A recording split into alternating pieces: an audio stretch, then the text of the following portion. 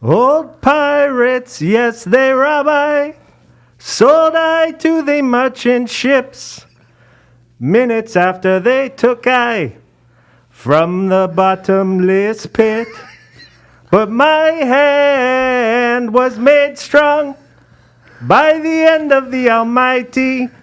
We forward in this generation triumphantly. Won't you help to sing? That was amazing.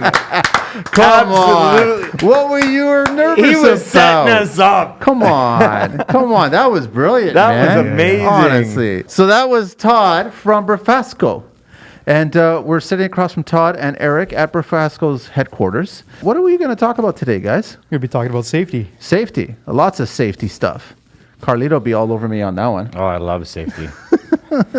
We're at Brafasco, so if you guys want to find out where they're at Brafasco on IG, Facebook, Twitter, YouTube, and LinkedIn. And then www.brafasco.com. And then the email is canadianservice@hdsupply.com. And the phone number to reach them is 1-888-272-3272. And I just found out that spells Brafasco. It does. Whose idea was that? That's clever. Some marketing genius. That's clever, man. That's totally clever. So I like that. So we're going to talk a lot about safety.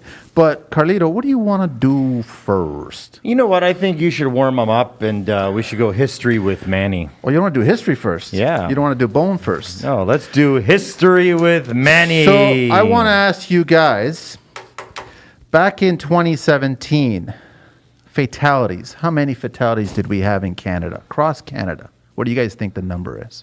Job site fatalities? Yes. Reported workplace. That's a key point. Reported. Yeah. How many of you guys think? My guess would be 500. What do you think, Eric? I'm going to go with 700. 951. 951. And the figure went up, right? So it went up from 2016, which was 904. It was 852 in 2015.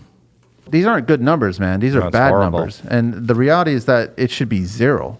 Yeah. Like it honestly should be zero, right? So here's some other stats that the overwhelming majority of workplace fatalities happen to men. So out of those 951, 920 were men. 56% of those workers killed on the job were over the age of 64. Yeah. Wow. Right? Now, here's some other stats for you millennials out there. 23 of those aged between 15 to 24. Wow. That's a lot, horrible. man. That's a Yeah. lot. But that's down, actually.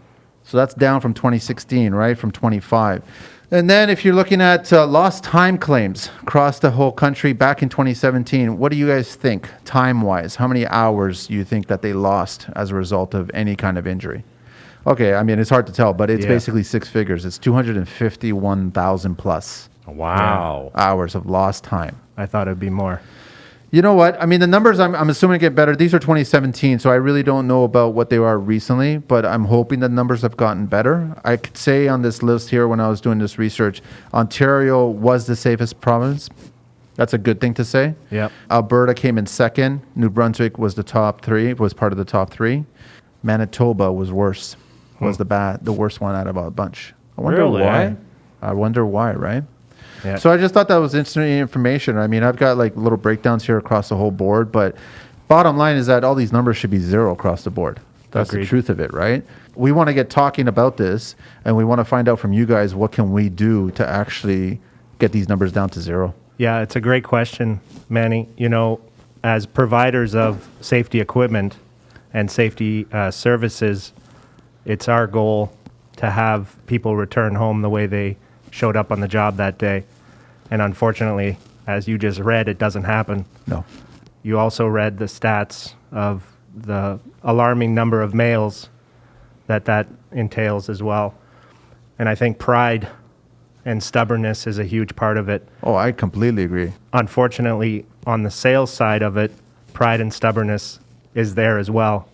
You know, you go to sell someone, I'll use an example, you know, they're working at Heights. You go to sell someone a harness kit, and they look at you and go, I don't need that. I've been working like this for years. Oh, I I've never hate had that. an accident. We hear it every day. every single day. What is that? Is that the masculinity telling him to say that? Is that what it is? I think it has a part of it, absolutely.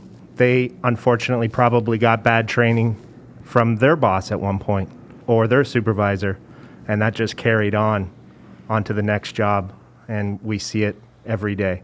And we also see on the other side, we see after the accident as well.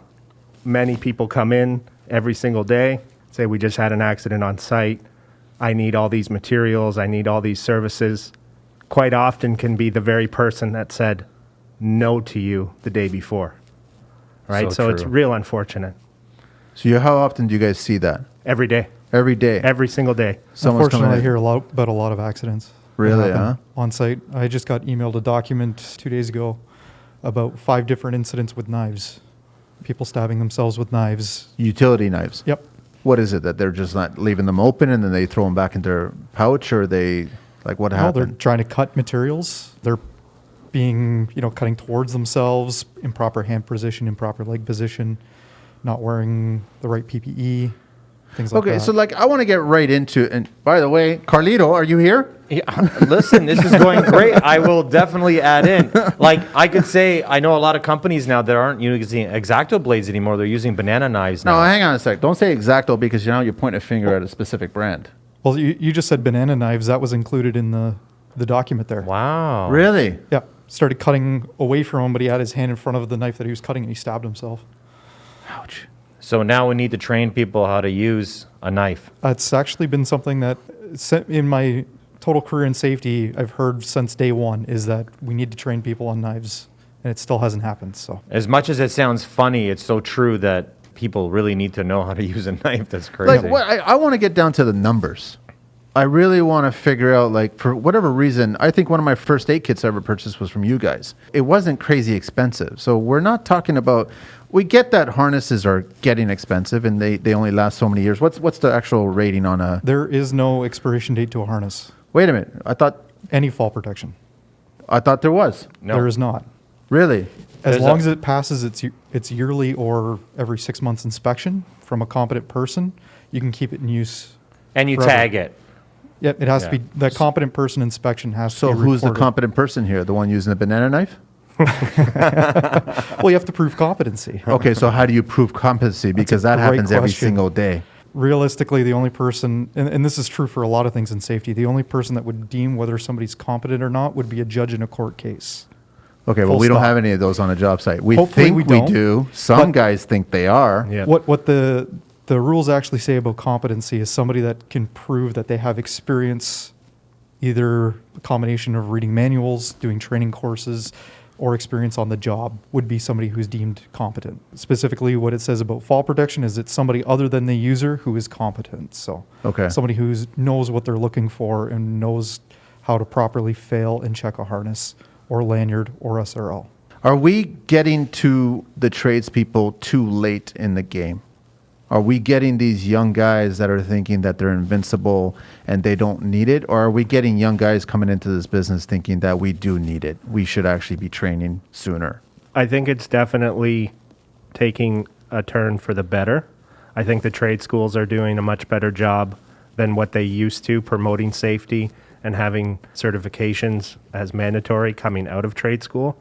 But at the same time, if they don't go to trade school and just get hired as a journeyman or whatever, you take that risk of, does that foreman have that type of training or that mentality in them to pass that on to that individual? And I think it's even bigger than that. Sometimes you could be have common sense and you could understand and do really well for 20 years and never have a problem, but you could have a fight with your wife and you could come Absolutely. to work emotional, exhausted, Yep. and you're not on your A game. It only takes 1 minute for you not to notice something or just put your hand across something the wrong way and you have yourself an accident. Yeah, For sure. and there's so many kinds of accidents, unfortunately. You know, that list you read at the beginning, I can't even imagine how many are different.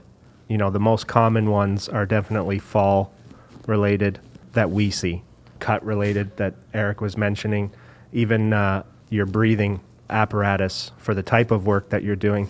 I can't tell you how many times I see individuals working on aggregate or landscaping stone not wearing a mask. Yeah. And they're breathing in silica, and that's a huge problem. It goes so much beyond just fall protection and cutting and that type of thing. It's all encompassing. Is it the solution regarding the silica? Because a lot of the landscaper guys, the hardscaper guys, are connecting the water.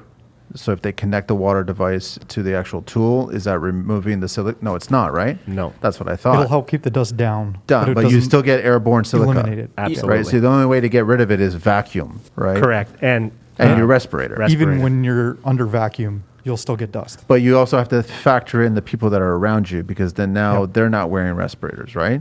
Yep. So, I mean, I want to get into a lot of detail stuff here. I want to talk a lot about what the guys should be doing, because I know that we're wearing maybe the wrong filters, the wrong mask, the wrong situation, the wrong safety goggles or whatever, right? Well, So, One of the biggest things that I find about people with respirators is, first of all, confusing a respirator and a mask, because they're different. A respirator is actually something that is approved by an agency that filters things out. It needs to be tight fitting with even pressure all the way around your face. you got to have that Planet of the Apes monkey face when you take it off, right? You have to have it. I'm telling you, you do. That's just reality, right?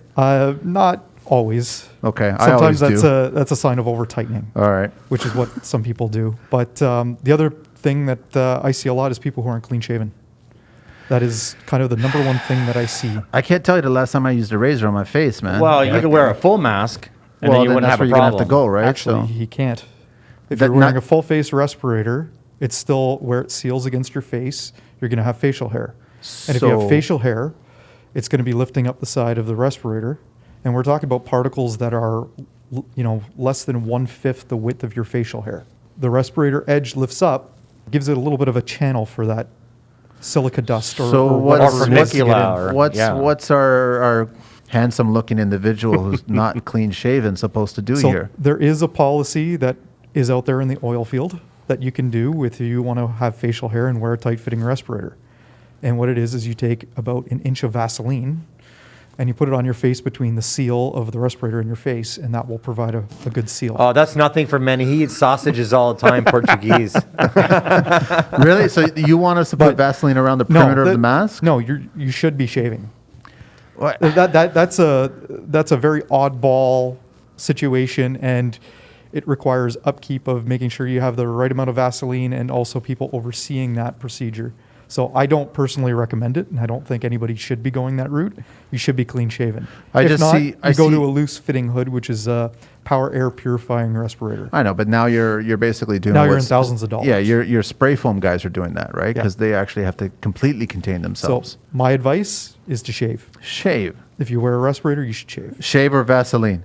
Again, my advice as a safety professional. Or basically another typical weekend at Carlito's house, right? Well, I mean, this is a big problem. People are rushing at the job site, and they always just say, "Oh, I'll go put it on. I'll get to it," and they never do. It could be as simple as being a tile setter. The porcelain and the marble, they're just as dangerous as the asbestos or the fiberglass. Once they get into your lungs, you don't know the kind of diseases but 5-10 years why don't from I now. point the fingers at drywallers? They're rotozipping. Yep. You don't see drywallers actually using any mask, let alone just an N95 mask, when they're actually hanging drywall. And they're rotozipping and all that drywall. And we learned this really quickly on that podcast. It's actually more harmful than silica. Is that true or not true?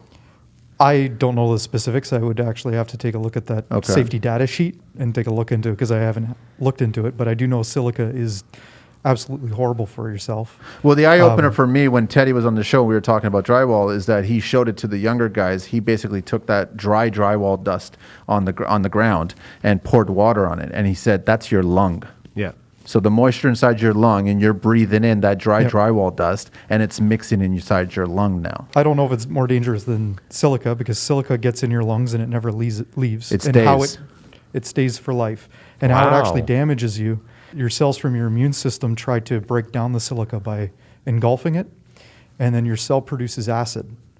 And that produces acid so much because it can't actually break down the silica. It's too hard. So that acid builds up, and then it ends up killing the cell. It bursts, release the acid into your lungs. And then another cell comes, swallows the piece of silica, produces acid to break it down.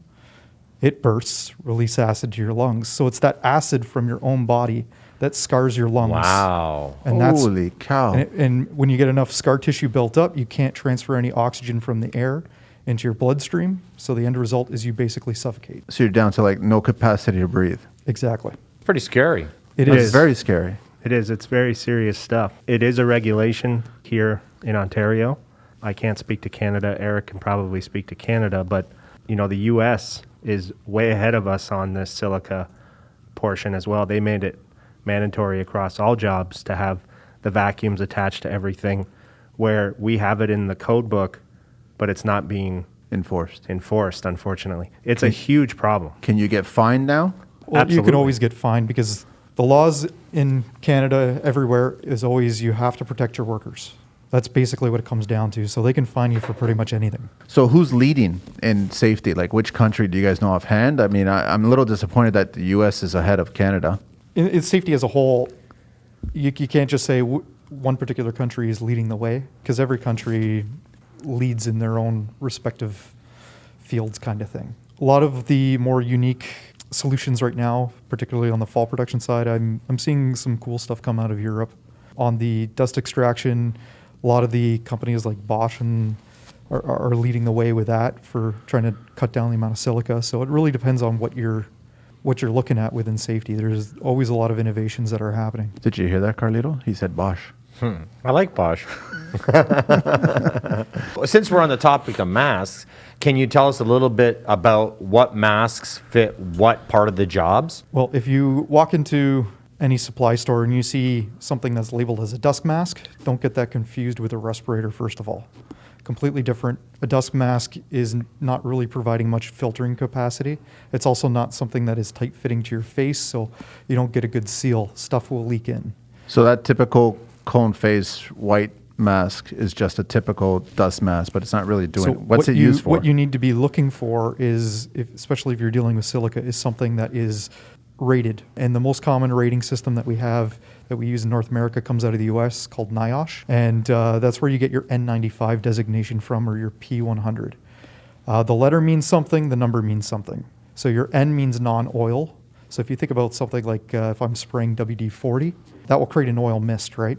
If I'm using an N95 mask, that mask is going to get oil built up on it and start to break down. So you'd look for something that is like a P95 or a P100. The P means oil proof. So that's Really? not going to break down. And then there's also an R rating, which is resistant, which would be for 8 hours. So you got to pick the right one there. And then the number system also means something. So N95, that'll be non-oil, 95% filter efficiency. And then you have a 99 and a 100. 100 means it's 99.97% filter efficient. So a lot of these guys are using the mask all week long, and that's useless. It's good for Monday, but come Friday, it's useless. Well, if you're using a disposable N95 mask, really you should be replacing it once you go for break. We're not even at Wow. the 8 hour, depending on the scope of work that you're doing. Is that the idea, or you just Well, it's a disposable mask, and as soon as you unseat it from your face, how do you know you're going to reseat it back in the proper spot? With that Interesting. metal nose clip that you bend in place, you got to make sure that that is exactly where it was before. How do you make sure that you get a perfect seal every single time? So aren't we? I mean, we're having a big problem nowadays because of what's going on, right? I mean, are you guys all stocked up? Can somebody walk in here and all of a sudden purchase the masks that we need them, that we can get rid of them on break and then get rid of them on lunch? And No. we don't. We don't. N95 masks are incredibly hard to come by. If I had to guess, towards the end of 2021, maybe 2022, we'll start to see the supply the way it was before. That long. Probably. Wow. I'm speaking to some manufacturers, and they have more back orders in the system than they have capacity to produce in a year. Huh. So let's go down the filter range. I want to know what other kind of filters we're supposed to be using for different trades. Who's supposed to be doing what? Bricklayers, tile setters, drywallers. Who's supposed to be touching what? Within the construction, the most common filter you're going to get is the particulate filter. Drywall and all of that stuff will get caught up because it's an actual particle that's floating in the air. Once you start getting into things like working with gasolines or some solvents and things like that, now you're going to need an organic vapor cartridge, and possibly something that is organic vapor plus a particulate put together in one. The organic vapor cartridge basically is activated charcoal, so it'll scrub the air out. But if you are something that's dealing with a solvent, but you also have silica in the air, you do need that dual protection because that activated charcoal, the particles are just going to go straight through. One of the other benefits with that NIOSH system that I talked about is everything's all color-coded as well. That's why the P100s that you get, they're all pink. And Good to then know. your organic vapor, that'll be black. And you get different colors for the different types of hazards. The one thing that I stress to people, and I had kind of brought this up in a way in passing in the beginning, when you asked me whether or not drywall was harmful or more harmful than silica, I asked to see the safety data sheet, the SDS sheet. That's where you're going to find the information for any solvent or chemical that you're working with. How hazardous is it to you? What can it cause? And what your PPE is that you should be wearing to make sure you protect yourself from that. Is it because the drywall industry has not given up this information, or they just don't want to make it put light on it? It's It there. has to be available. It's It has all to be. there. If you Yeah. produce a product that's being used in the construction industry or anywhere, you have to have the data behind that product. 100%. If it's hazardous, it has to have that sheet. Well, Yeah. and not only that, but a real and I shouldn't use the word real contractor, but a contractor that's aware of the laws and what he has to have on his job site. You should have a job box and you should have that data sheet. Like if you know what you're using day in and day out, when an inspector comes to the job site, he may want to see that data sheet. Correct. And if Yep. you don't have that data sheet available, like I make photocopies. Like if I go to the paint store, I say to the guy, "Oh, I'm using that Emerald. Can you get a data sheet for me?" And he's like, "Yeah, 2 minutes while it's being mixed." And he'll give me the paper, and I'll put it away, and I can let the homeowner read it, so they know what their children need to be worried about, or if they have any kind of respiratory diseases or anything, they can deal with that also, right? For sure, that is Yeah. law as a company, any company, they have to have that available to the employees so they can look up what is the hazard. Sawdust, dangerous? Any Yeah. type of dust. Any type of dust. It can be dangerous in the part that it kind of clogs your lungs, and obviously we don't want that. But also certain types of wood have chemicals in them that are known carcinogens. I'm not an expert in this, but I do believe that cedar is one of them. It is, yeah. I think it's number 4. We're very allergic to it as humans, right? Some. Yeah. The tricky thing about this is we could be here talking specs all day because literally every job is different. All materials are different. Every circumstance is different. The best thing that any contractor can do is ask an expert. When you call us, we pride ourselves on having the expertise on hand, no charge, to give you that information and give you the best foot forward on your job. Because every day people are showing up to work not knowing what they're working with, not knowing how to work with it. When we have experts like Eric, and he's not our only expert, it makes your jobs easier. It's that initial bit of pain that no one wants to go through, saying, I don't know. I think it's even more important to talk about, we're worried about today. I'm already worried about retiring. I Yeah. want to have a nice retirement. I want to have money saved. But physical- even more, if physical. I've already put 35 years of hard work into construction and I've had a happy life and what I think is a healthy body, Yep. most of the people I know are dying at between 45 and 50, almost into retirement. So they spent their whole life working so hard and working hard and fast and, coming home, but then they retire and it's over. Because not they a weren't coincidence. they weren't healthy. They weren't wearing the mask. They weren't doing the right things, asking you guys or calling you guys for the information. That's not a coincidence, right? It's 100% fact that if you play with fire long enough, you're going to get burnt. And the sad truth is that all of this is avoidable. You are 100% Like correct we can again. go to work, we can go to every job site, we can go and talk to the GC, we can find out which trades are on site today, what materials are being mixed, what work is being completed, and we can actually determine what we need to protect ourselves and protect everybody on that job site. When the MOL shows up, a lot of people panic. A lot of people see them as a nuisance. They are there to help you. They are there to prolong your life. I wish that mindset would flip as to, oh no, they're here, stop production. It's not that. It's, they're seeing the statistics. They have instant access to the worst possible scenarios because they're the ones going to those sites, right? We had the crane fall. Oh yeah, recently. I think a week and a half ago, 2 weeks ago, Yeah. in Toronto, and luckily no one got hurt. But imagine, that's 2 crane falls in 2 months in Toronto. I'm grateful that no one got hurt, But now they'll be on that site making sure it doesn't happen again. That's what they're there for. That's what we're here for, to help provide the products and services. So the MOL will come in, make recommendations. Your first call should be to us. We will get you the products to get you off their radar, number one, and get you safe. I think two things are happening too. Out of sight, out of mind. So if you don't practice and you're not around the right people, like if I go to a big box store, I'm not going to get that kind of attention. If I come and see you guys are going to be able to put me in the right direction, and I'm going to hear it all the time. Correct. And that's going to become a habit, and that's more important than anything else. Well, it's kind of interesting because, and I don't want to take any shots at the big box stores or anything like that, but I think they're primarily focused at consumers. Yeah. But also, we have consumers listening to us, and they should be aware of what they do. Absolutely. Like, don't start one of the- demoing your house, not realizing what year, what decade it was, and don't start thinking, oh, wait a minute, all that blown in the insulation, it's looking kind of plasticky. Yeah. I wonder if that's potentially asbestos. Yep. Right? And they don't think anything of it at that point. So they should also be very aware of what we're doing. We will gladly help that consumer. You know, we are open to the public. We're not a public store, but we do deal with the public, if that makes sense at all. It's ironic. I mean, we're in the construction industry and we're living the digital age, and everybody is so savvy with social media, but yet they're not using social media for its true purpose, which is basically educating all of us and Correct. keeping all of us safe. Yep. You know, as much as we can use the filters and make ourselves look great and make our jobs look great, why don't we make ourselves look great when we're older, man? Yeah. You know, use the experts. We have well over 40 locations across Canada, and we're in all the pockets that are busy for the contractors, for the trades. That's what we're there for. It doesn't cost anything to call us and ask for advice. One of the weird things that I find that I've heard from multiple people in my time here is they don't want me to go to site. They don't want to talk to me because they think that I'm going to cost them more money. How is that? Just because they think that I'm going to push the expensive solution to a problem. Yeah.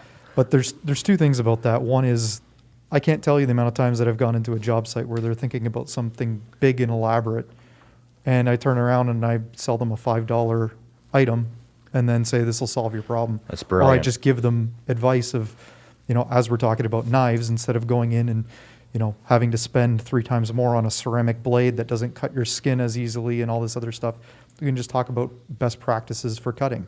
That doesn't cost anything.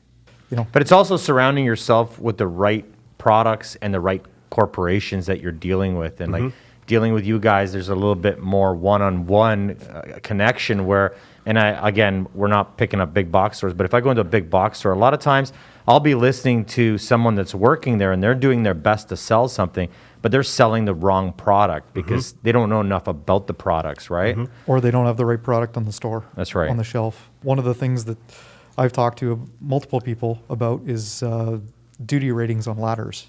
Ladders have weight capacities to them. If you walk into our store and take the average price of a ladder and walk into a big box store and take a look at the average price of a ladder, what do you think is going to be more expensive? Yours. What do you think is going to be safer? Yours.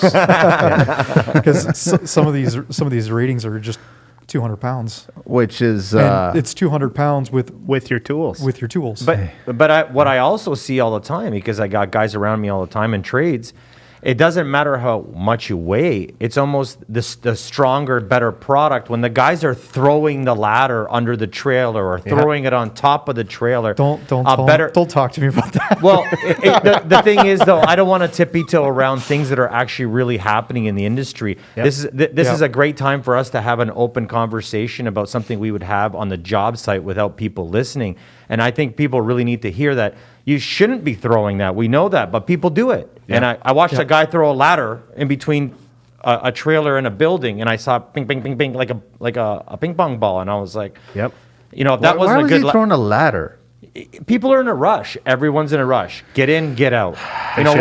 They shouldn't be painting them either, because the paint will hide damage, right? Or putting a sticker, putting Well, the they'll company damage the logo on it. warning or the rating or the specifications, Yep. all these key information. But it could hide, you know, you could paint right over a stress fracture Yeah, and then all not of a even sudden see you it, go right? on there and then boom. Especially with fiberglass ladders, they'll change color depending on the damage that they get.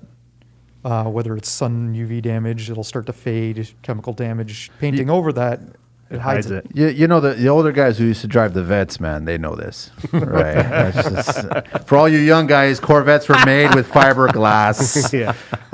Okay, so we're at Brafasco, and we're having a very interesting conversation. I almost feel like we're going to go to the doctor's office next, man, to get a physical. It doesn't need to be that way, Manny. Yeah, I'm saying I'm feeling like that, but it's very educational. This is stuff that I don't even know, and I love it, and I'm expecting people to DM me and go, is that true? Is it really true? And I go, reach out to Brafasco, man, because that's what we're doing now. So we're at the main store here, the main branch up in Vaughan here, and we're at Brafasco on IG, Facebook, Twitter, and YouTube, and LinkedIn, www.brafasco.com. The email is canadianservice@hdsupply.com, and the phone number to reach them and ask them any questions. You might catch Eric, you might catch Todd, but there's like lots of other guys here, right? There's other versions of Eric and Todd's, right? Correct. 1-888-272-3272, and that actually spells Brafasco.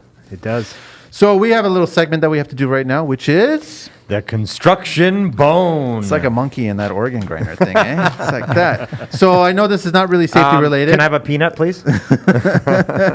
I'm curious, guys. Do you guys know what the minimum open space distance is allowed in front of a shower or bathtub according to the Ontario Building Code? What's the minimum? I'm a safety guy. But do you not take showers, and do you not take baths, and do you not step out and think, wait, this doesn't feel like I have enough space here? I'm going to say 3 feet minimum. What do you say? Can I just copy his answer? He's a smart guy. You guys are right, man. It's actually 35.43 inches. It translates to 900 millimeter. That's your minimum that you're allowed to left open in front of a wet area like that. That's all. One for one. So I'm also curious, what's the minimum length of your hand shower hose? Hand shower hose. What's the minimum length? I'm going to say 4 feet. That's exactly what I was thinking. This one's 5 feet. That's your Wow. minimum. 59 inches, 1,500 millimeters. Wow. I always go for the You 72. know what? I'm going to put a measuring tape to it next time I go. No, do that. when you buy a shower, the hoses, they sell them in 5s, or I don't know if I've ever seen 3 or 4s, but the minimum is supposed to be 5. I'm guessing so that if it falls, it's below the tub line, perhaps, if it's running. I don't know if it's that. Maybe it's that. I thought it was so you can reach the whole area to clean it, to rinse it off. That's why I always go with the 72. I always recommend clients to go with the 72. There you go. Which is a 6-footer. And that was...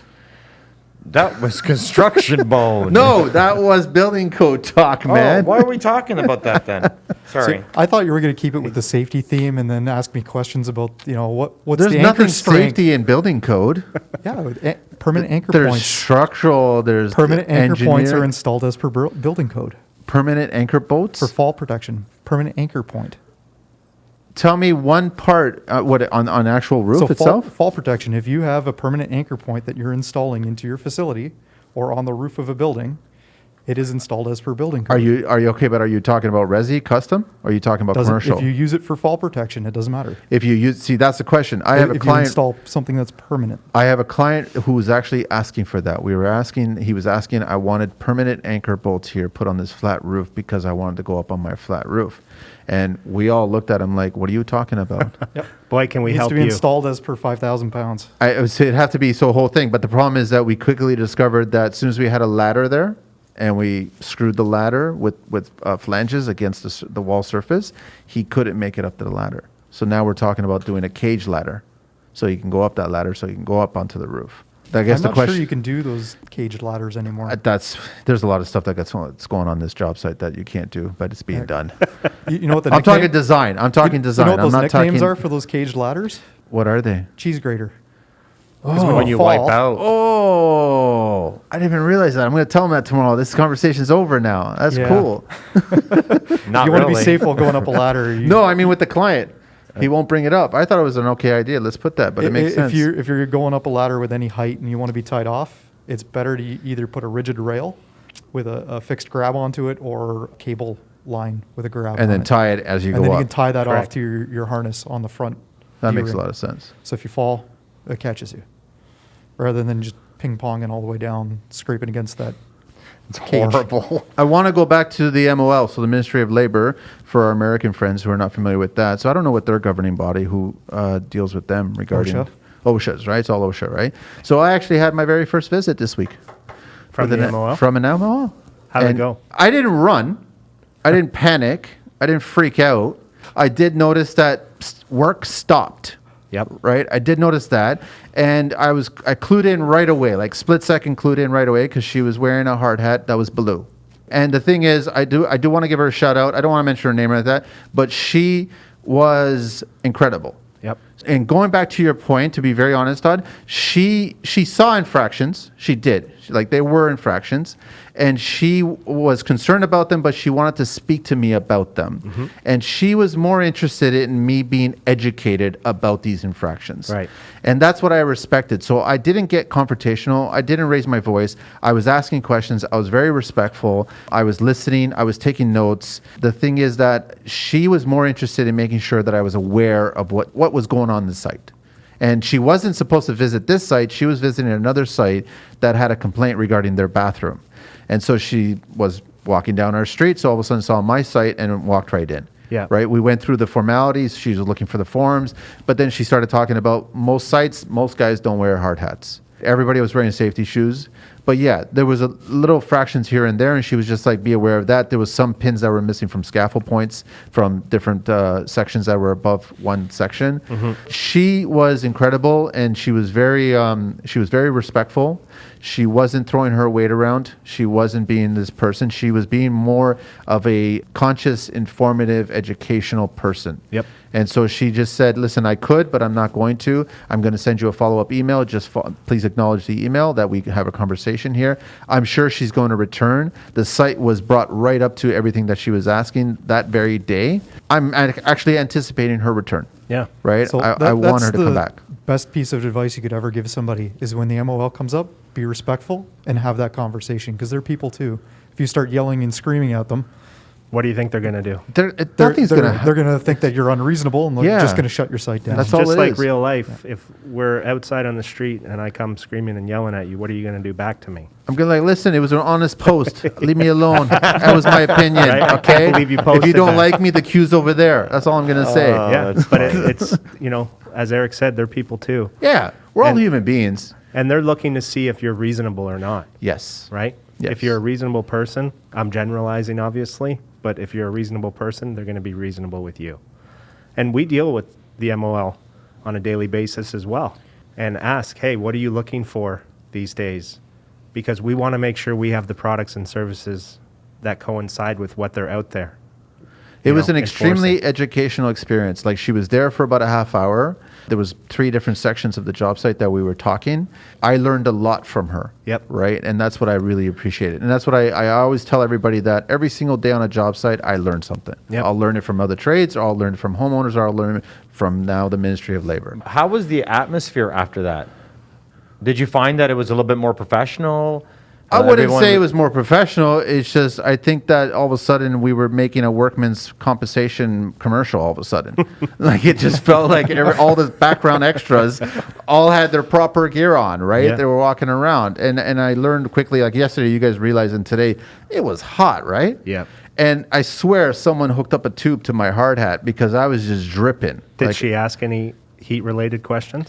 No, she discussed COVID. Okay. So there was a misinformation because I actually had safety valve. So we've had her on the show, and she talked to us about the COVID stations that we're supposed to have. Yep. So I was informing her what we had, and then she was telling me first that you're supposed to have a separate sink, but my toilet has a sink. So I upgrade the toilet to a better toilet, and then the standard, which just has a urinal and toilet, it has a sink in mine. So she says, that's fine that you have a sink in there, but we still ask that you have a sort of a sanitization center where there is one bottle there that they can spray separate paper towels that are from the toilet.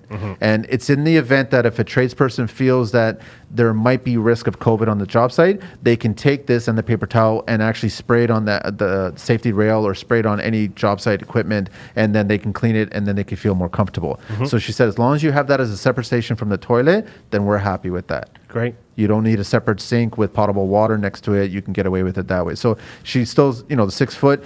I think also she probably was respectful because I did have a big COVID sign, a 3 foot by 3 foot sign that's on the front gate that says, if you have any kind of symptoms, you're not allowed on this job site. Yeah. I did have all the safety signs on the front. I had my safety board that's probably the size of this table that has all my proper forms on it. And that was Safety Val. She was helping with that. Yep. So, I mean, when I think in all respect, the MOL agent probably noticed all these little things that, okay, this guy's trying. There's certain things that, like I've seen guys walk on my job site, and at that very moment, the delivery was happening, and guys were delivering hardwood, and they didn't have anything. Yeah. And she was just, as soon as they step on your property there, your job site, you're responsible for them. So I actually had to stop them, and I had to carry the wood myself into the house, right?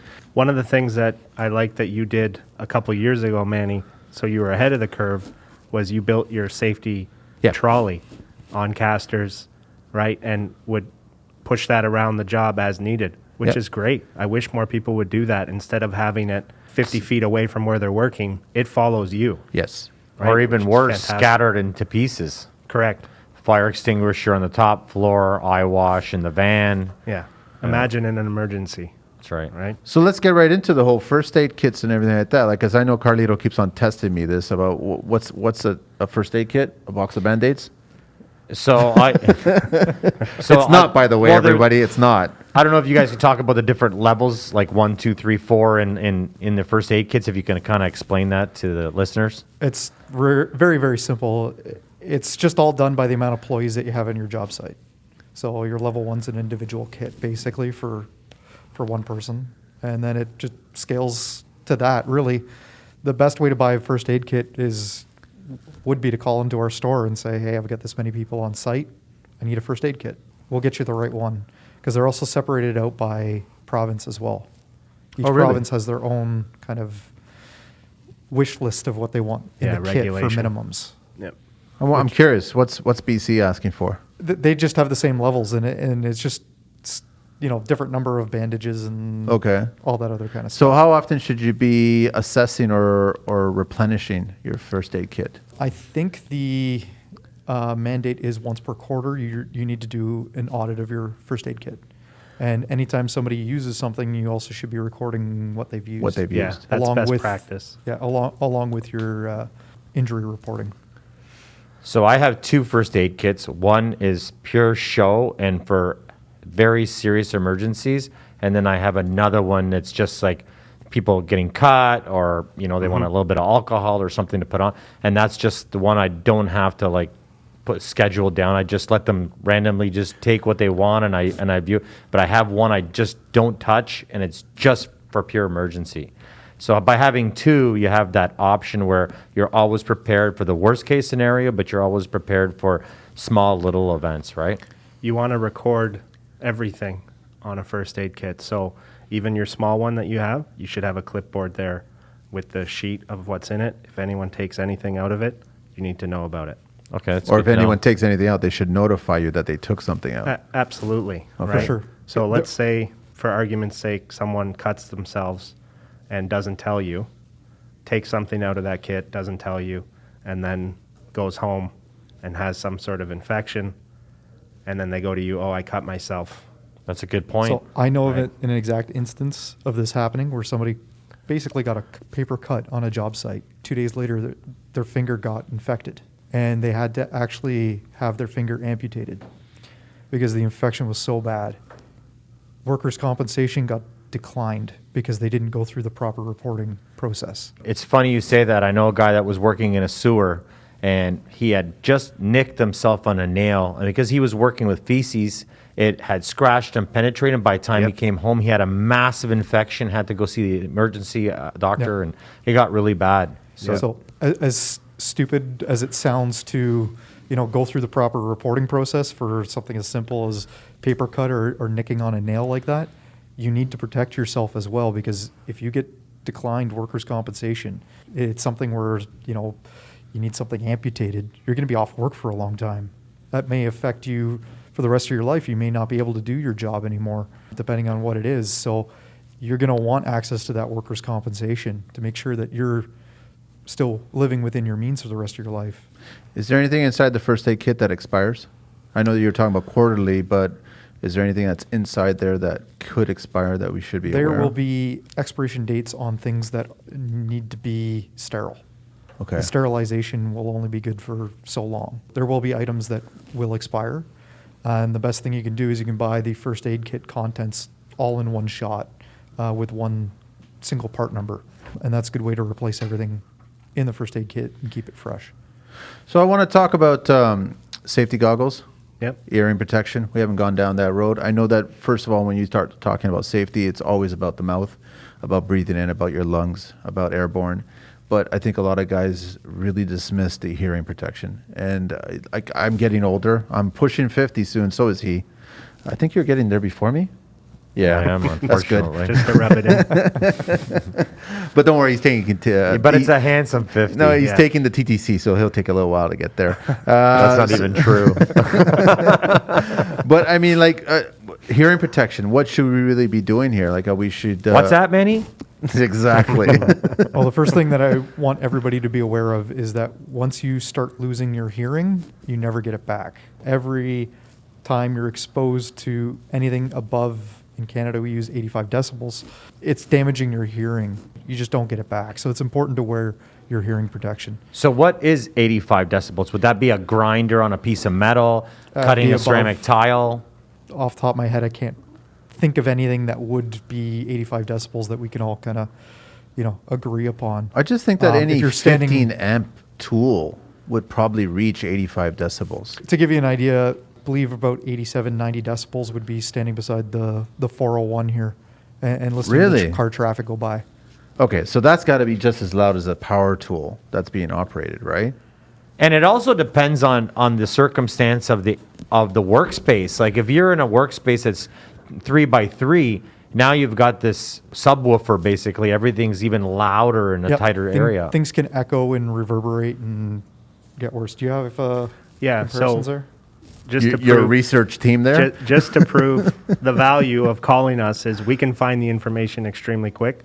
And while we were talking here, just in our catalog, which is available at every store or online if you want it, it has a list of common noise levels. Your question was, what is 85 decibels? A handsaw or a forklift, very comparable to 85 decibels. 85.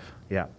When you get up to a table saw, you get into 93 decibels. Wow. Industrial fire alarm, bulldozer, impact wrench, a diesel truck accelerating are all over 100 decibels. So I'm there in a you lot go. of trouble. Yep.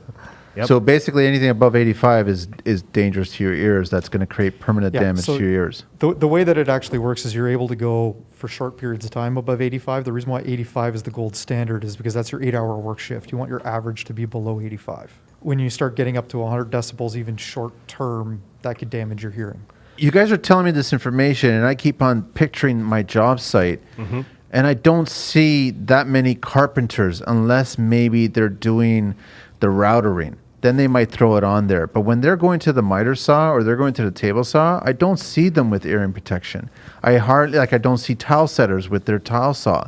I don't see them with that. So, Yeah. I mean, basically they're causing damage to their hearing. Absolutely they are. And it goes back to what we spoke about at the beginning, the kind of ignorance or stubbornness. I've never done it this way, so why should I do it? Have you ever guys operated some sort of power tool and then afterwards you get a slight ringing in your ears? All the time. I'll say no. That is damage. that is I've been damage to your between hearing. two eye joists with an impact gun. You know what? And I've heard that ringing, man. Yep. Yep. Yeah. I'm guilty of many of these things.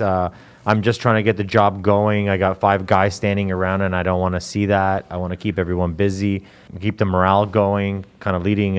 I'm supposed to lead as an example, but a lot of times I don't do what I should be doing, and I find myself, hearing the ringing, and I guess that's my hearing going. Yep. That's not very good. And Yep. the other side of it is we see people with hearing protection, earplugs in all the time. If I'm facing you and you can see the earplugs sticking out of my ears, you basically aren't wearing them. Wow. No, 'Cause actually, they I have to like be them. in your ear canal. No, I actually like squeezing them and then putting it in my ear canal. It actually gives me a nice little tingly feeling. It's good. I like that. But not- I'm a Q-tip guy, right? So put them in properly. You should never squeeze. No? You're But supposed it's to got to roll roll them. evenly all the way around, and you don't get any wrinkles or folds.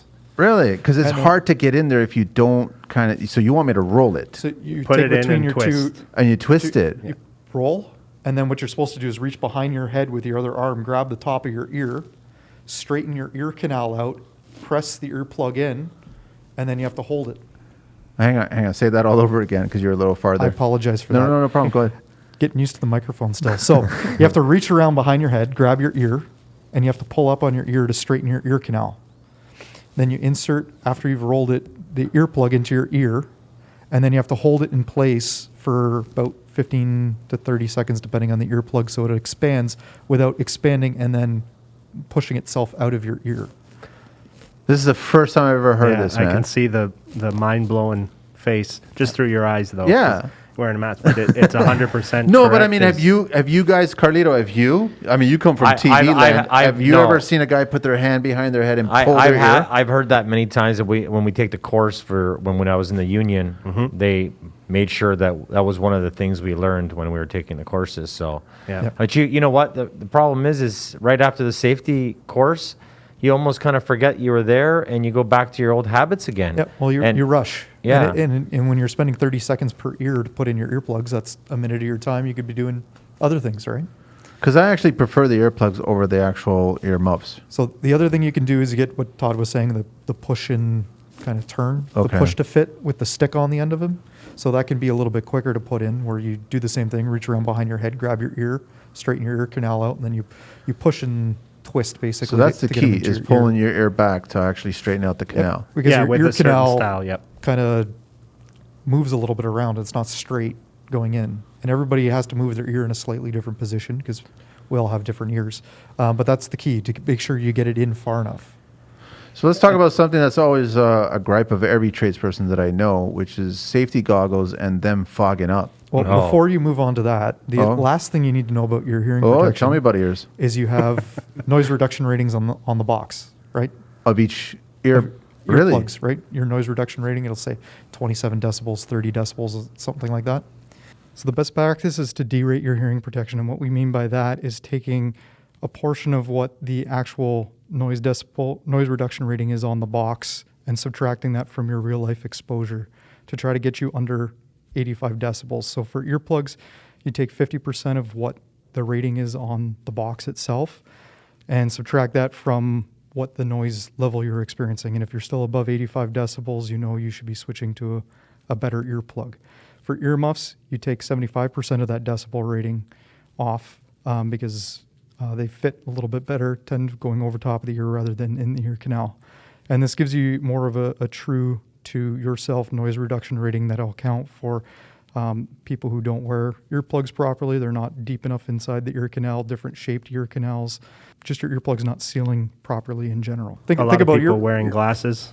Yeah, I was right? just about to say that. The So you noise put can on travel down your eye protection and create vibrations into your So like you right now, Earmuff and- Carlito, wearing glasses with the headphones, it's not the same seal as what Manny has on his headphones right now. It's the exact same for ear protection because the glass is in there impeding on the foam. So, Eric, are you going to ask me to put Vaseline on my ears? No. Okay. All right. That's all. All right. That's all I'm going to ask for. Again, I do not recommend you do that. I recommend you shave.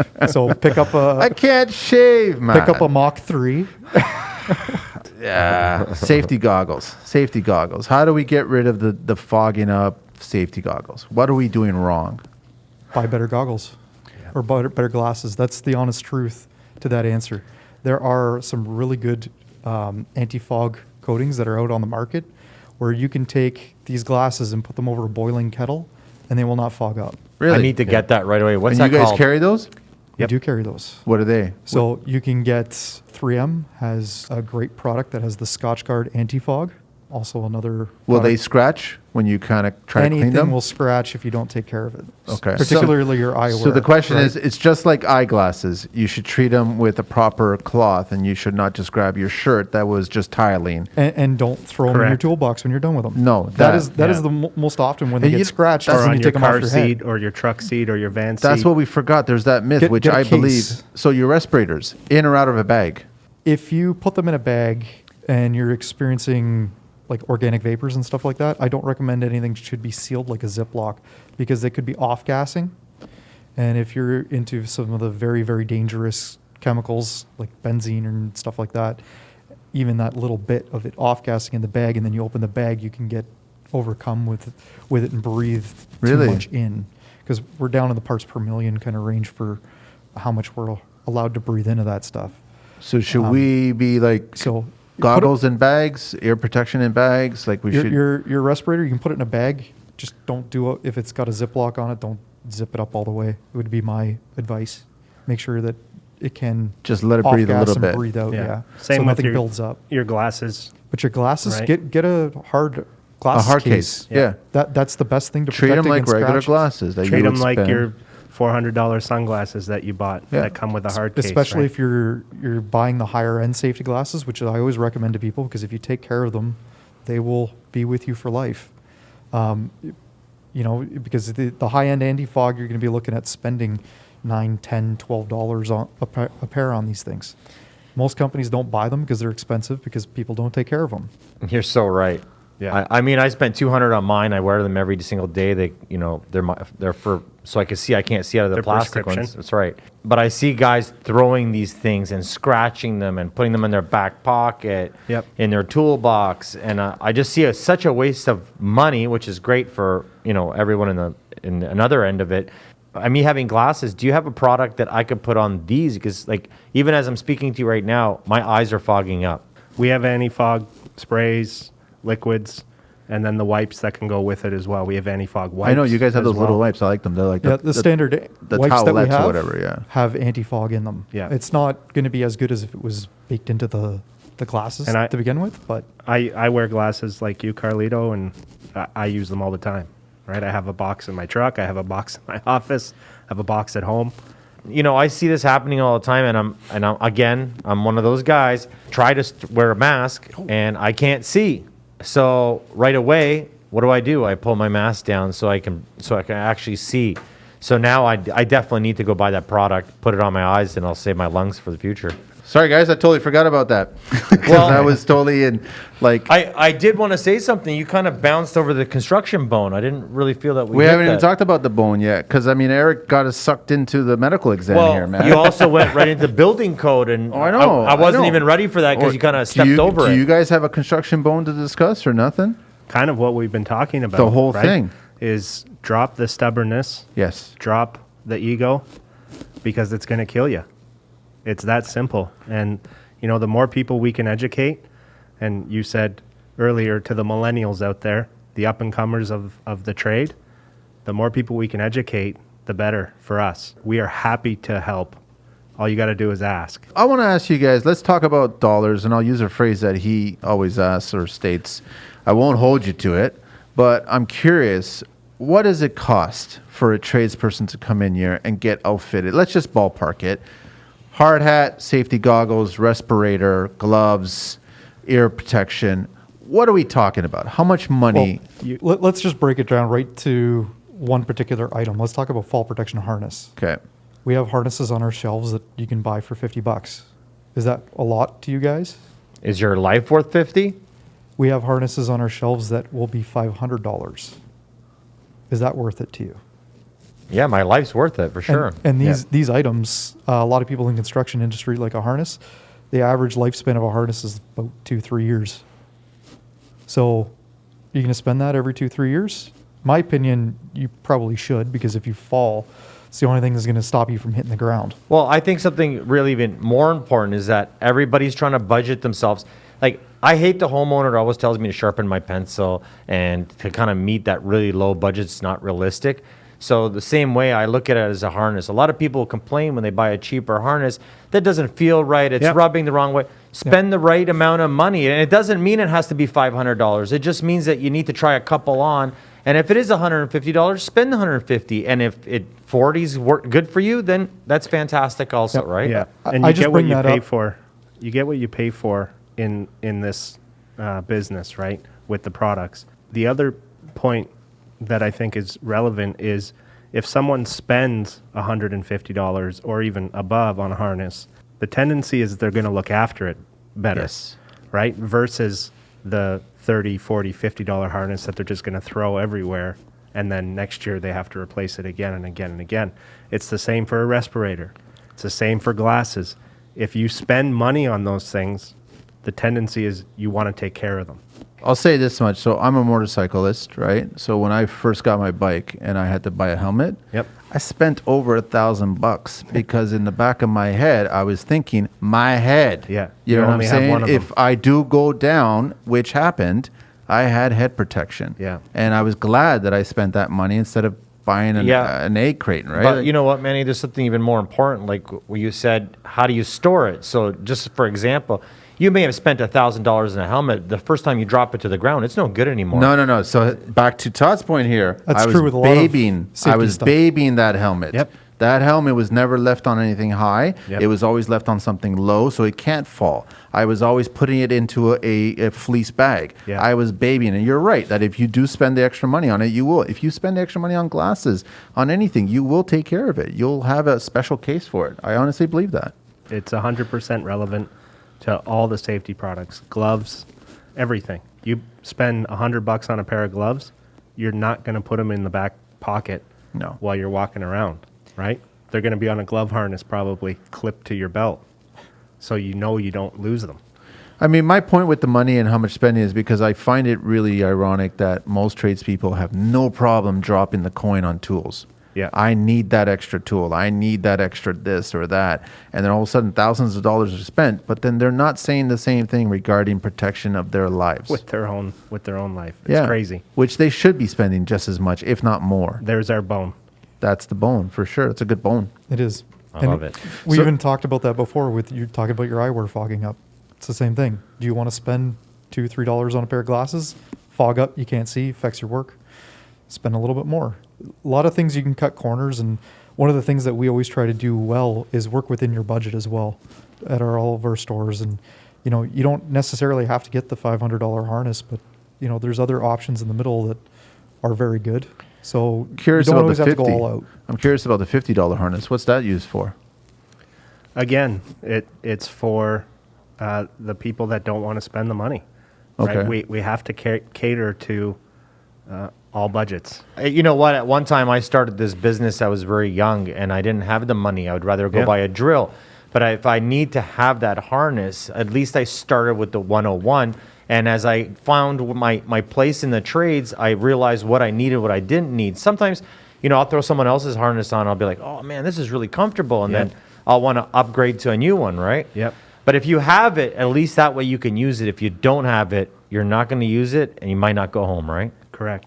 Another thing is I actually have a case just for my harnesses, my lanyards. That's great It practice. zips up. I put it in the back of my truck. Nothing gets on it. Yep. When I need it, I pull it out. If someone says, hey, you got a harness? I go, no problem. I know exactly where it is. That's a great practice. I will caution people against storing things in the back of the trucks, because if you ever get it wet, it can rust really easy and corrode really easy.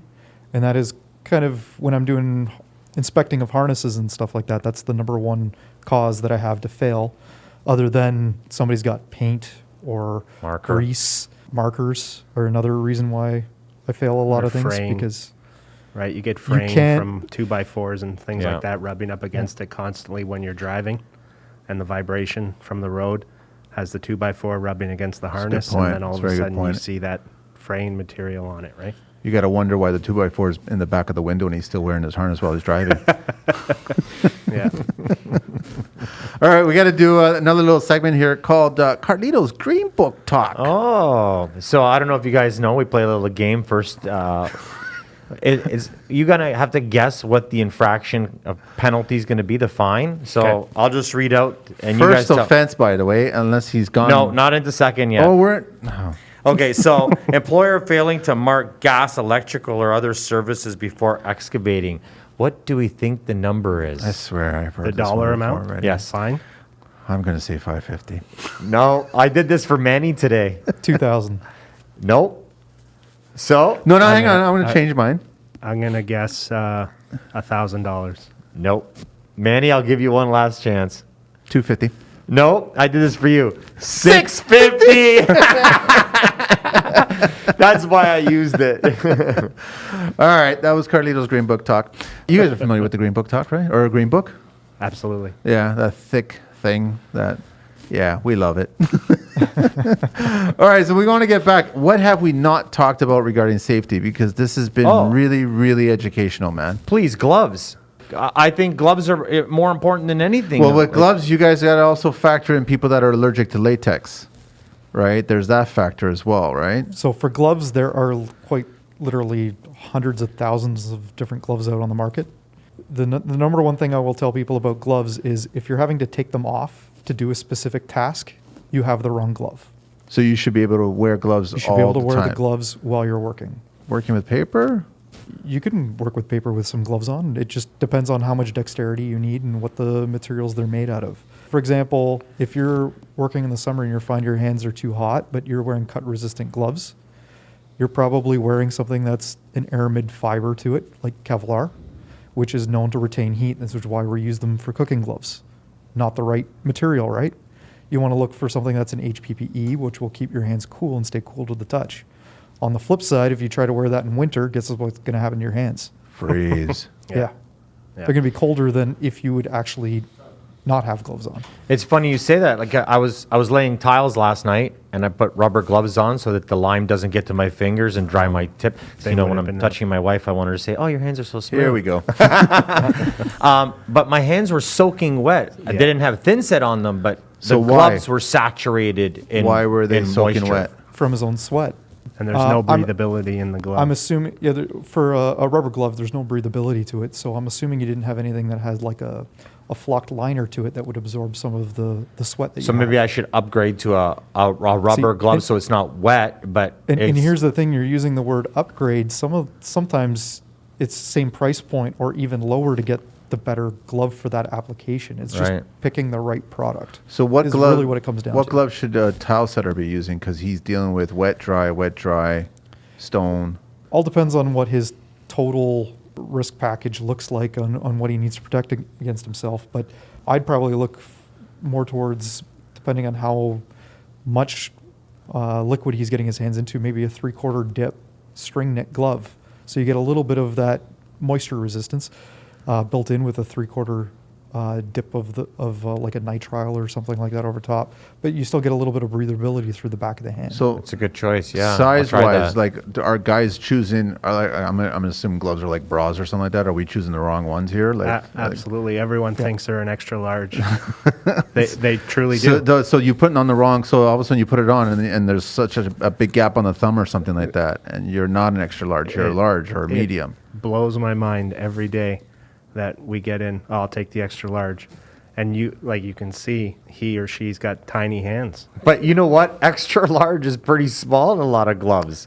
Because I'll go put an extra, and I get my sausage fingers in there, and I can't get them on. yeah, but just you like can get Eric a said. 5X glove. Yeah. 5X. 5X. Wow. You can get a 4 extra small. So, like, There's you millions you to can find a choose from. glove for you. Just today, a couple guys were working about 8 feet under me. They're pulling a rusty steel door out. I happened to be walking by, and I seen an older gentleman. I could see he was having a really hard time with the door.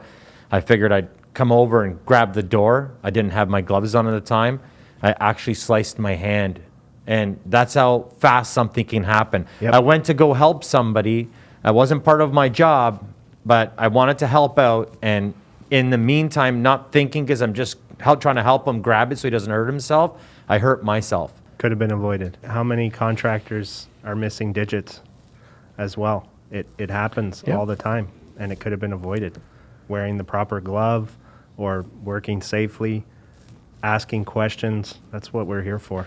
So when do we use a cotton glove? Because I buy disposable cotton gloves, and I'll go through 3 a day. And because I'm doing a lot of digging, I'm working with, I just find that they work for me. It's easy to dispose. It's kind of environmentally friendly. There are applications for everything. Cotton gloves is kind of just a standard all-purpose glove that doesn't really do a whole lot right. But one of the funny things about cotton, though, is even though it doesn't get a cut-resistant rating, it's more cut-resistant than your leather glove. Wow. And a lot of Cotton people, glove is? cotton. How's And a lot of that? people are surprised at that because Please it's don't how try that at home. a leather glove, to be frank, is Skin. dried skin. Yeah, it's skin. So why would that protect against a sharp And edge? cotton is interwoven. A cotton, exactly. It's Oh, got look at that! I strings in it. figured it out. So it rolls with the blade. Wow, I'm gonna just hang out with you, Harry. Like this is it. You're making me smarter, man. This is great. I love it. Okay, so Sometimes I'm lucky. So today's just happens to be one of those days. why is it that the pointing finger does most of all the work? And do you have a glove that can make my tip of my point finger Stronger. the best glove, like for the point finger? Because I find that I'm always touching things with it, I'm moving things with it, I'm grabbing things with it. What is the best glove for a point finger? So if you look at some of the gloves, especially rubber and stuff like that, try to get something that has a pre-curve to it. A pre-curve. So that it'll be curved with your hand a little bit. And if you ride motorcycles, you know that Yeah. some of the premium gloves All the gloves are they curved. do. Yes. And the reason for that is it puts a lot less stress on your hand from moving the material around. Wow. I want to know what kind of gloves masons should be using, because they're dealing with mortar. And there's And that bricks. big warning sign on the mortar. So that all comes into chemical resistance and making sure you don't get chemical burns. So you need something that is probably nitrile rubber or something like that. Talking about chemical resistance gets a little bit weird. Okay. Because just because you have a thick rubber glove doesn't mean that you're going to be protected, because some of these chemicals can actually move through the material, not burn a hole into it like we all think, actually move through the material. Like And then- like a vapor. Kind of. And basically what you will get is just by contacting the inside of the glove, you'll get a chemical burn because it's kind of gotten into the material It's itself. seeped through. Oh, wow. That's where I would stress, again, looking at your safety data sheet, it tells you what type of glove to wear. I think for the listeners too, a lot of people don't realize that our eyes and our hands, our skin in just general, 10% of whatever chemicals or products that we're touching, we might not be inhaling them. They're actually going into our blood system through our hands and our eyes. And Yep. that's even more important to, like, I see guys dealing with Formicula and, Durabond and other products like that. And I always tell them, throw a pair of gloves on, and, they just don't want to. And I look at their hands, they're all, dried up, no more protein cells left in their hands. They're really crispy. And at 50 years old, you don't want to have a concrete hand, right? Yep. 30 years old, you don't have a concrete. Yeah. hand. I'm just at saying any that age. gloves are that important. I'm just trying to stress on that, right? Yeah, they are. Footwear? Footwear, again, is very important. It's all personal preference for obviously the fit and the feel. We can have the same argument with footwear. If you're going to spend a lot of against money everything. on any piece of safety, get good boots. You're standing in them all day. Yeah. You don't want your feet sore and achy and distracting you at the end of the day. Yeah. And my other advice is to make sure that they're safe. Look for the green triangle, because you can get other safety boots out there. That's not the only type of safety boot that's there. Green triangle means it has the plate on the bottom as well as the toe cap. You don't want because there's the blue square as well that's CSA approved. That's just a toe cap. So if you step on a nail, go straight through the bottom. That's my advice when it comes to boots. Yeah, and it's when you wear a safety boot and you're working with them every single day, you kind of forget that you're wearing safety boots because they're saving your life all the time. Mm-hmm. The other day I was at the farm cutting a tree down. My chainsaw blade got into something in the tree, and I was wearing sandals. Horrible to hear this right now. What, you wearing sandals at the farm? I threw them on. I came out of the cottage, and my wife's like, take that tree down. I'm like, yeah. I just walked over like an idiot. I'm always preaching safety, and totally forgot that I didn't have steel-toed boots on, because I basically wear them all the time. Like 90% of the time I'm wearing boots, safety boots. And I went ahead and I kicked the stump to try to break it, and my toe almost broke. I just thought it's funny broke that your toe. I think it's important to always to tell people that if you're wearing safety boots all the time, also remember that you may not have them on too, right? What else you guys want to talk about? We need to talk about tool tethering, the importance of that when you're working at heights. It's a huge problem, particularly in Canada and across the world, is tools not being attached to your body or your person. And again, working at heights and something falls, and what's below it. Somebody. Correct. Right? So the amount of options now that are available for tool tethering are infinite. It's fantastic. You can literally have something for everything so that nothing falls off and impales someone or hits them. We had an unfortunate incident a couple years ago where power tool was dropped. The tool didn't fall. The battery was ejected and then fell from the building and hit a kid down below. And you never want to hear about that, but it happens all the time. There's a lot of products out there. Obviously, Eric, being the expert, knows them all for the most part, but Is there tethering for the battery and the Okay, Yeah, really? there's a eh? sleeve that you can get that goes over both. Wow, I didn't know that. What's the most common dropped tool? I'm going to ask you guys a trivia question Sure. right now. What is the most common drop tool? Hand or power, or does it matter? You decide. What is the most common drop tool on a job site? I'm going to say a drill driver or impact gun. Okay. I was a high-rise window cleaner, and our knives and our cleaning blades constantly fell out of our buckets. We'd go to put them in the back, and they'd go 20 stories down. Yeah. And you'd be screaming, "Heads up!" or and you don't know where it's going to land, right? Yeah. And what do most people do when you yelled that, by the way? They look up so they get stabbed. What is it? I'm going to do a little role playing here. Manny, I need to measure this. Throw me your tape measure. God. Oh, really, huh? Measuring tape. Yeah.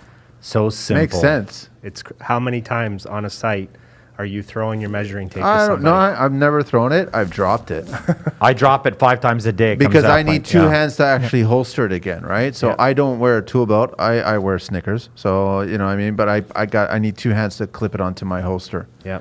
right? But yeah, you're right. And sometimes if I use one hand, it falls. It Yeah. just drops right out, right? Yeah. I didn't really. So think what about do you that. have for that? So there's tethers that You can do- actually hold it in place, right? You can And- use a sleeve that goes over top of it. Yeah. Some guys don't like that because it increases the thickness of it and also can make the button on it hard to play with. Or you can get just a simple, it's kind of like a key ring, but it's actually weight rated, not going to become a straight line if you do drop it. And then you just create a hook onto it with a tether that kind of looks like a fall protection lanyard. Yeah, I have a Tashima. I only use it for my trim work. So usually when I'm working around houses, it doesn't bounce off the hardwood floor, and I have to. That's the only thing I have it on. It kind of just clips onto your belt. You and- bring up a good point. We talked about the safety side opening this up and potentially hitting somebody. Your impact gun, if you drop that from 3 stories up, what's going to happen to your gun? It's gonna break.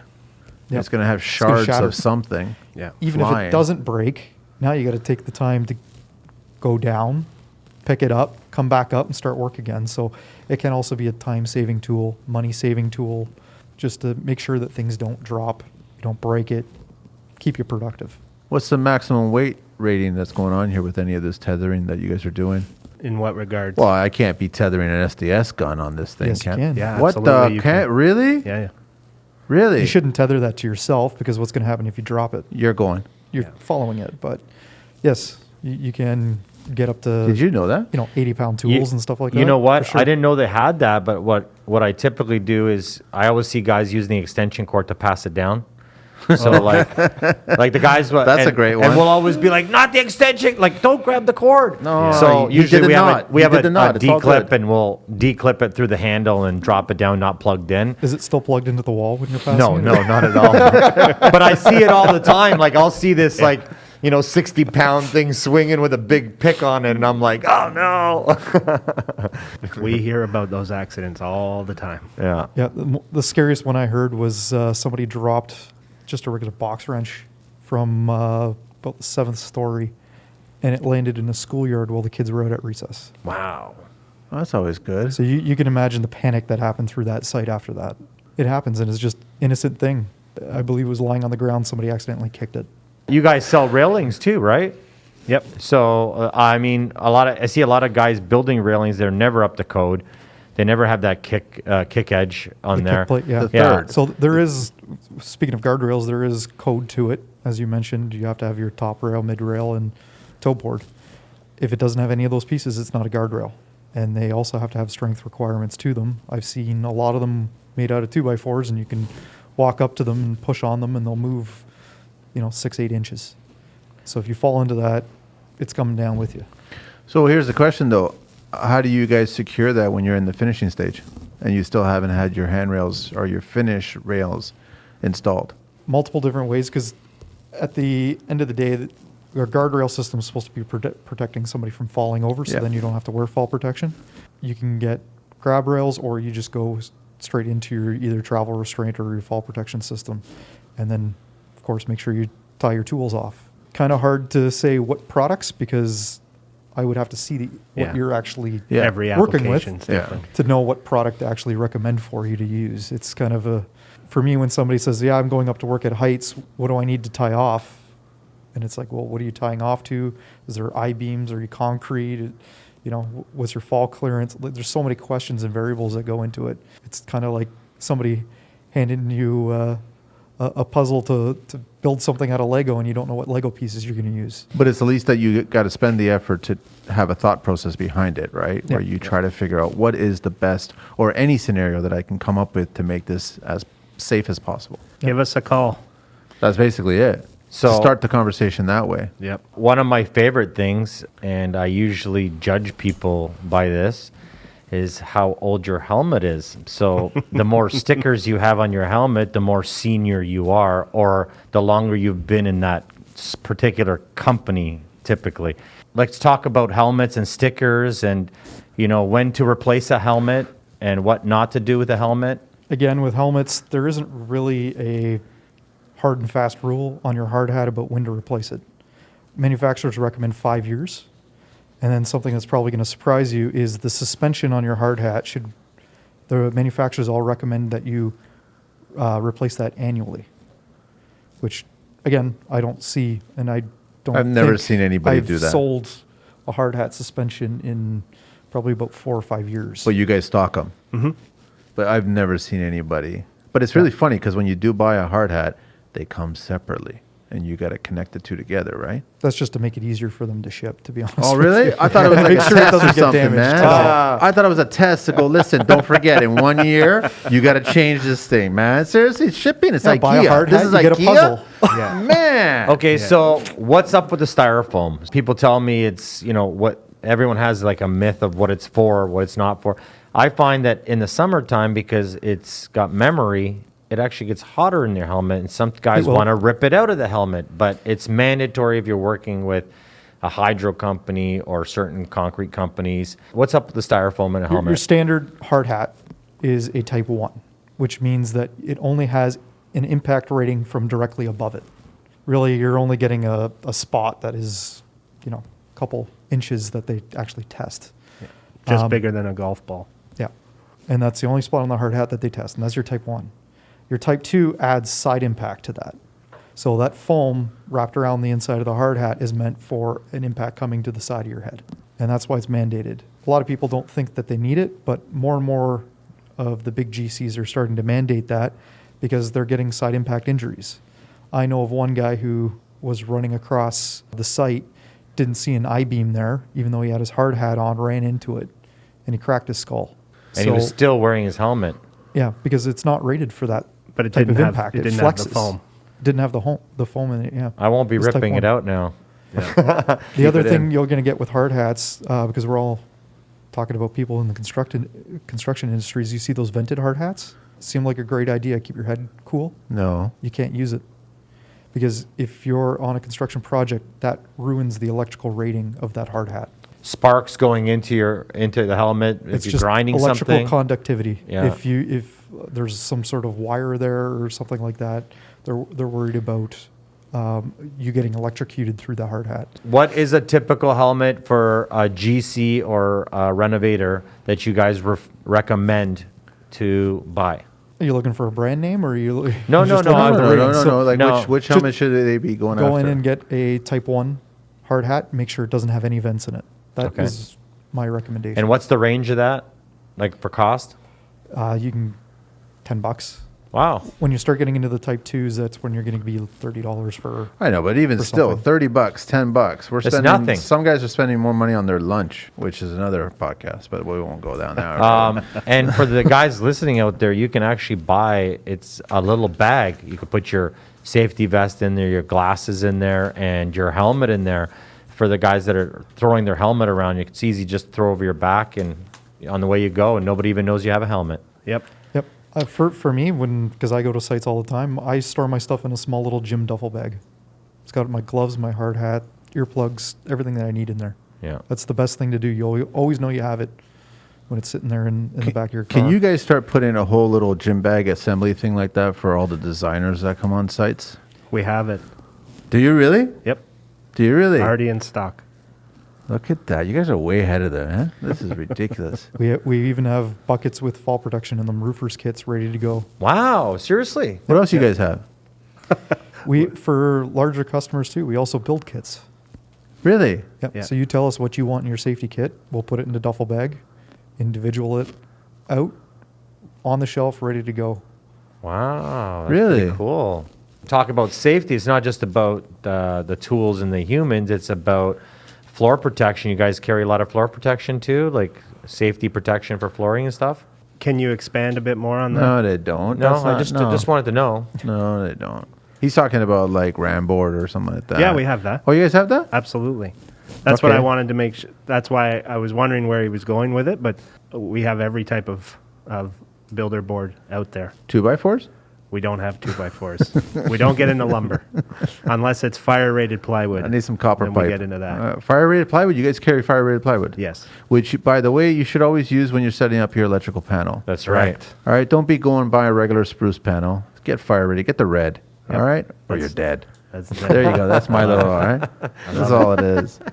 We got one last segment. I think we touched upon a lot. I think we can keep on going. But you guys got like, man, this must have been a good one. This is like, I'm sure you learned some stuff. Well, I wanted to talk about one more thing, if I could. Go ahead, ask them. I'm just noticing that a lot of guys don't have that. I just want to find out what kind of systems you have for workstations for washing your hands and stuff like that are already pre-made. Like, do you have like rubber ones that you can kind of stick in the corner? They just hook up with the hose or anything like that? We have wash stations that are kind of little self-contained units that you can just go up and kind of pump the water out of that we're using. We have other ones that have reservoir tanks that you just connect to a power source and has a pump in it, pumps the water out so you can wash your hands with. I didn't know you guys So had that. it depends on exactly what you're looking for. A lot of solutions out there. Yeah, there's many solutions. So you guys are ready for COVID for everyone. Yeah, that's good to I hear. would say we're pretty well equipped. How do we get guys to do more toolbox talk at the start of the day? Because I know I find it annoying, but how do we get guys to do more of that? I'm just being honest, man. Like, it's the construction life. Yeah. Because you glaze over these heads that they're listening to you while you speak, Yep. and you know they're not absorbing it. Yep. They're not. Like, nobody's picking anybody to be on the team. So it's just like, I want to get to work. How do we get guys to actually want to talk about it? Biggest thing is just getting your guys interested. And one of the things that you can do is just get a different speaker to come in. One of the things that I do for our large customers is I provide toolbox talks. Really?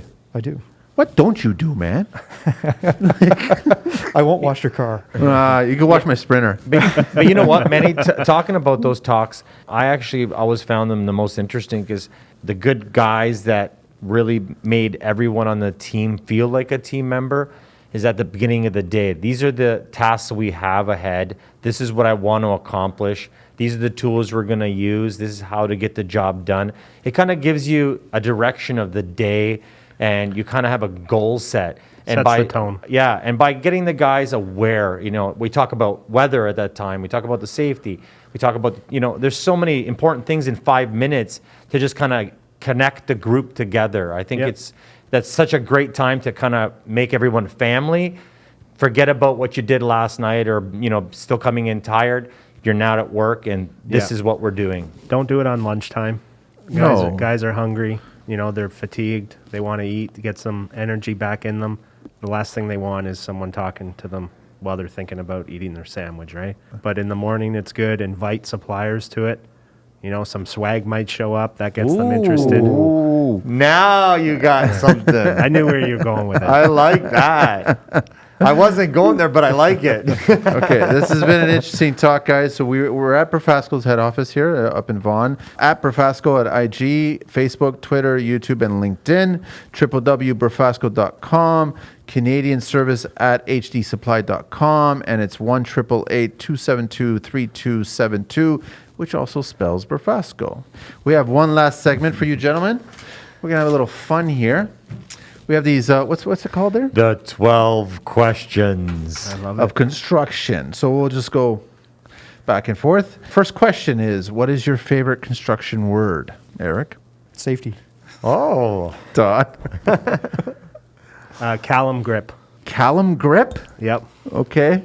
Because my son's name is Callum. Okay. I won't say what the trade name is for a Callum grip, but I'll have everyone look it up. Please do. What is your least favorite construction word?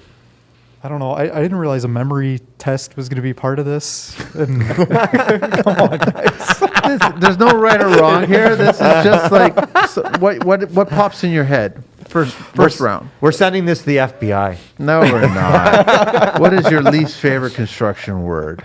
Because I'm the safety guy and I'm always on site, my least favorite is we can't do that or don't want to do that. Yeah, it's a good one. And I know it's not really a word, but I'm cheating a little No, bit. that's good. It's good. Todd? Mine is along the same as we don't need that. Oh, we don't need that. What turns you on in construction? Honestly, people who are willing to learn about things, and that applies not just safety, it's everything, because the guys that ask the questions and want to absorb and listen to your experiences, those are the guys are going to be top of their class. Even if they're real young guys, they're going to be the top in a couple of years. Yeah, every day. Every day point. you can learn something on a construction site. Todd? Selfishly, knowing that I was a part of some sort of building in some way, I really do enjoy that part. It is. It's a good feeling. Yeah. What turns you off in construction? People not being safe. It kills me because some of the stuff I see is just silly mistakes people are making, and I don't know if it's ignorance or they just can't be bothered. Yeah, for me, it's ignorance. Yeah. It's the same thing. We've talked about it a lot tonight. It's a hot button. Your life for a couple bucks, I mean, Yeah. doesn't balance itself out, right? Okay, what is your favorite car or vehicle or motorcycle or boat, whatever, anything? His was a space shuttle, by the way, Nice. Yeah. because there's PL on it. That's why. The tiles are used with PL. We're still having an argument that it might be silicone on the shingles on it. No, I looked it up. It's And they're PL cedar Loctite. shapes. It's not PL Premium. I love it. There's this image of him with a tool belt and a caulking gun walking up to the space shuttle. I got to fix that tile up there. And Right? by the way, it's cedar shake. So, what is your favorite vehicle out there? Like you, I ride motorcycles, so it's really any super sport. Nice. Particular brand? I really like the Kawasaki's, but really, super sports. Nice. Mine is a Mercedes AMG. Anything AMG. Yeah. They're just so well done. We have a room full of Mercedes boys here. What? Least favorite vehicle? I'm not sure what they're called, but like those little square-looking things, I think it's a Kia Soul, something like that. Oh, I know what you're talking about. Yeah, they're pretty horrendous looking, man. They look like they're about good enough to be a doorstop, and that's pretty much it. And this podcast is brought to you by Kia Soul. Well, there goes your sponsor. What is it for you, Todd? That's a great question. Probably like the old Volvos. They were just terrible looking. Yeah. You mean the classics? Are we going back to the 50s and 60s? No, not 80s? Yeah, I would say like the 80s. Oh, when they the were boxes. Yeah, they were the just boxes, man. Like, I couldn't believe they put them on the road. Yeah. You'd cut your arm when you walk by it, man. sure you They're so sharp. What construction sound or noise do you love? I don't know. To be There's no honest. sound that you love? I see like a safety this one's line kinda winch like- pulling up somebody. Yeah, the click No, of they the don't winch. set click, click, click, that click, does click, not click, sound click. too great. No, I don't know. I don't know. Come back to me. Mine's the demolition hammer. Lots of guys like that. Yeah. The demo hammer. Because I know stuff's going on. Yeah, that's why they're Production. making money. They're making money. Production. Opportunity. Yeah. Yeah, Actually, I opportunity. think for me it's got to be a circ saw. Yeah. Circ saw. I don't know. Something I like about working with wood. Particular brand? I'm not really. Oh. Someone very diplomatic here. We sell them all. They're all good. What construction sound or noise do you hate? Got to be a saw on metal. That screeching. That's Yeah. blackboard action. I know. I know. Todd? Yeah, I think it's that squeaking when they're drywalling into wood, and you can hear that like really high pitched squeak. That's over 80 dB, I tell you that Oh, much. absolutely, it is. I Yeah. can't stand that. That rotor zipping in the box and they hit the 2x4. Yeah. Yeah, I know what you're talking about. Yep. What profession other than your own would you like to attempt? Love to be an NHL hockey player, but we all know that's Wow. not going to happen. Wow. Okay. For me, it was a police officer. I went through the testing, did everything, and didn't go through with it because I had a family. What profession would you not like to do? Probably something in sanitation. Honeyland, eh? Yeah, those honeymen. For me, probably a police officer again. Now Really? Now with everything going on. What's going on in the world, yeah, eh? I feel terrible for Yeah, it's true. that profession right now. I agree. Last question. If heaven exists, what would you like to hear God say when you arrive at the pearly gates? Fantastic. We've had some good ones. I think I know what he's going to say. Well, you tried. Yeah, I think he's going to say we need to talk. Uh-oh. No. All kidding aside, I hope he says you did a good job. Awesome, That's what I'm man. looking for. Gentlemen, thank you very much. And to your silent friend over there who's been watching, thank you again so much. This has been very, very educational. That's why we do the show. We do the show because we actually want to share this information and learn for ourselves. So hopefully a lot of people are listening. They're paying attention to it and they're... Hey, if you want to come on the show because it's lots of fun. We've been told we have lots of fun. You Yeah. guys are not nervous anymore, right? It was all good. It was a great time. Started with a was killer great. track, a rendition. There you go. and it opened up Unbelievable, by the everything. way. Exactly. Perfect. He's available for Marley. birthday parties, by the way. So one last time, at Brafasco on IG, on Facebook, on Twitter, on YouTube, on LinkedIn, www.brafasco.com, Canadian service at hdsupply.com, and it's 1-888-272-3272. Call these guys, email these guys, reach out to them, find the store that's nearest to you guys, and then ask them all these questions and get safetied up on the job site and make everybody go home. That's it. Simple Love as that, man. Do your job, do your skills, share your skills, do all that stuff, but go home. Go home, man, to your families. That's all we're going to say. So once again, thank you very much, gentlemen. you. Really appreciate Thank you you. for taking the time to do the show. Carlito, get us out of here. So please reach out to them, guys. Thank you so much.